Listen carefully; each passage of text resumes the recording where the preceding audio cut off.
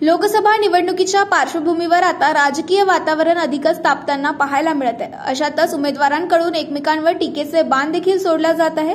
दरम्यान ठाकरे गटाचे परभणी लोकसभा मतदारसंघातील उमेदवार संजय जाधव यांनी महायुतीचे उमेदवार महादेव जानकर यांवर हल्लाबोल केलाय। कोण कुठला महादेव जानकर साताऱ्यामधला इथे येऊन निवडणूक लढवतोय? नागरिकांना काही काम असल्यास तू साताऱ्यातून येणार का असा खोचक टोलाही जाधवांनी जानकरांना लगावलाय। दरम्यान एका गावात प्रचार सभेत बोलताना संजय जाधव म्हणाले की विरोधक आता जाती जातीत भांडण लावण्याचे काम करू शकतात, कारण त्यांच्याकडे निवडणूक लढवण्यासाठी कुठल्याही प्रकारचा मुद्दा राहिलेला नाही। कोण कुठला महादेव जानकर साताऱ्यामधला तो परभणीमध्ये येऊन निवडणूक लढवतो? उद्या इथल्या नागरिकांचं काही काम पडलं तर तू साताऱ्याहून येणार का? पोलीस ठाण्याचे काम असेल किंवा आरटीओचं काम असेल, अन्यथा दवाखान्याचं काम असेल, मी शिवसैनिक आपल्यासाठी 24 तास उपलब्ध असल्याचे संजय जाधव यांनी म्हटले। परभणीच्या पाथरी तालुक्यातील वाघाळा येथील ग्रामस्थांशी बोलत असताना ते बोलत होते।